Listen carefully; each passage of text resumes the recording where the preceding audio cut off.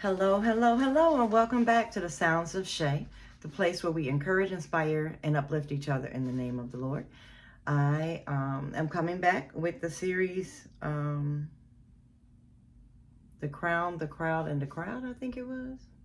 Why didn't I check that before I started talking? I have no idea. But the title of this sermon this past Easter was Why Easter Still Has Scars. We're going to be coming from 1 John 1 through 4, New Living Translation. And the 3 points that he brought out was, what's so real about it? Number 1 is real proof, moving beyond religious theory. Real presence, God moving into the neighborhood. And real partnership, finding where you belong. So we're going to expound upon those 3 subjects today, and let's just dive in, shall we? But before I do, remember to like, share, and subscribe to my channel so we can continue to spread the gospel all over the world, right? I have been having people come up to me more and more saying, hey, you're coming up in my feed. And I'm so excited that it's moving and it's working, and that people are saying that they're enjoying it. So thank you so much for your feedback. I just love you guys. I love you, love you, love you, love you. And there's more stuff coming. Soon we're going to have a little switch of some things, but we'll get to that later. But why Easter still has scars. Let's talk about what makes Easter not just powerful, but real. We call it Resurrection Sunday. All of my life, though, I grew up calling it Easter.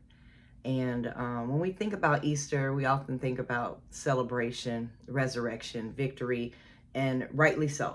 But sometimes we skip over something important, and that's the scars.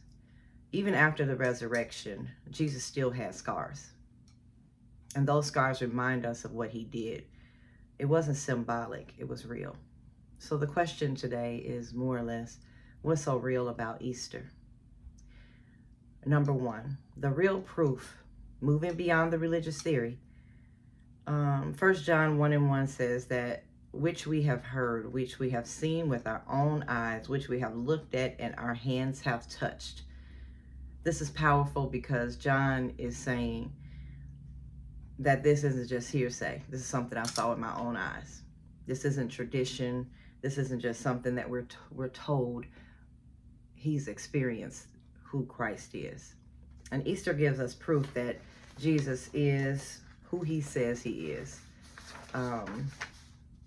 They heard him, they saw him, they touched him. This moves just beyond the religious theory and into relational truth.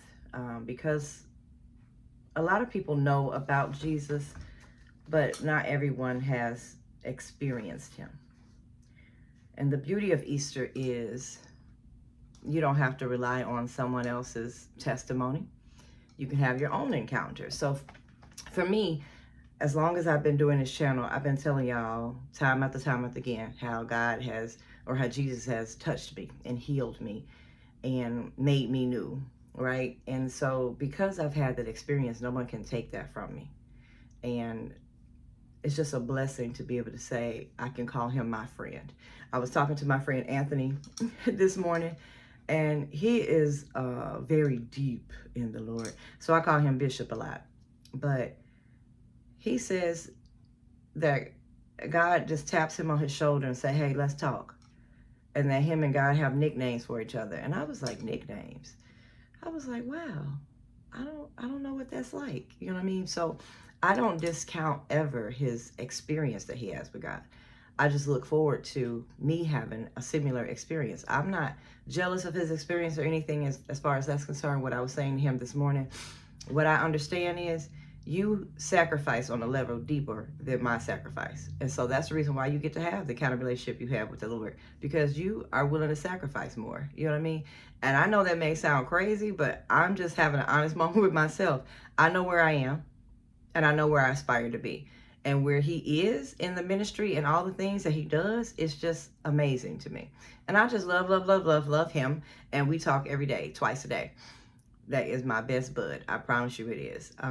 But his experience is always giving me more faith. It's always keeping me in the headspace of, hold on, Shay, you know, time's gonna change. I said, this ain't always gonna be like this, you know. So those are things when I think about encounters that you have with Christ. It's not just something that you heard about.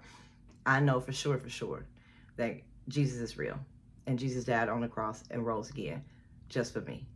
I know that to be true. I feel it in my shanana, okay? So God is not asking you to believe blindly. He invites you to experience him personally. That's your real proof. When you get to experience him personally, it's everything. It's a game changer, right? Point number 2, real presence. God moving into the neighborhood. 1 Timothy 3:16 says God was manifested in the flesh, meaning he moved into the neighborhood. He stepped into our brokenness, into our pain, our struggles, and our everyday life. Easter reminds us that Jesus didn't just die for us. He lived with us, even after the resurrection. He didn't erase the scars, because those scars remind us, even when he fixes us, it reminds us that he understands that we're hurting.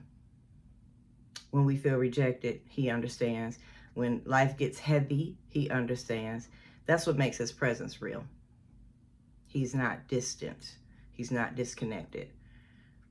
He is Emmanuel. God is with us. Even today, his presence is still meets us right where we are. So you don't have to fake the funk or anything to get close to Christ. Just be honest and have that real moment and say, hey, I'm hurt over here. Can you help me? Can you heal me? Can you fix this? And he will, because he understands. And that's where real partnership, finding out where you belong. And this is the piece that I like the most, because John 1, 1 John 1 and 3, I should say, we proclaim that you are what we have seen and heard, so you may also have fellowship with us. The word fellowship means partnership, means connection, belonging. So Easter isn't just about what Jesus did. It's about what we're invited into. We're not just saved. We're included. We're included in his family. Included in his purpose. Included in his mission. It's a partnership. God doesn't just rescue you and leave you. He brings you in. He invites you into his story. So someone is watching today.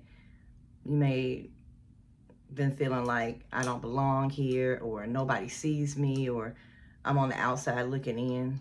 But Resurrection Sunday, aka Easter, says you have a place. You belong with him.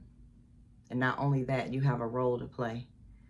Just like the disciples shared what they experienced, we are called to do the same. So when you're telling somebody about the Lord, tell them about your personal experience. That makes talking about God so much easier. It's not about the scriptures you know or anything like that. Just speak from your heart and tell them about your experience. Just like when you go to a restaurant, like, ooh, that chicken was fire. So I can always tell people, ooh, God is so good to me. He is so amazing. He is so loving. He is so kind, so forgiving, so understanding. He's just that deal. So, why does Easter still have scars? Because the scars remind us that there's real proof that Jesus is alive, that his presence, meaning God is with us, that real relationship, meaning we have a partnership and we belong with him.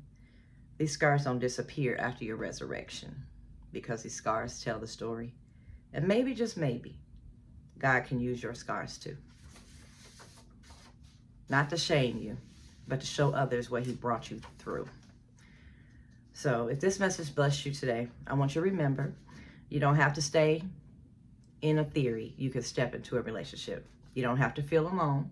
His presence is with you. And you don't have to wonder where you belong, because you already have place in him. So I want to thank you so much for coming by The Sounds of Shay. Don't forget to like, subscribe, and share my channel. Remember, I love you and God loves you too.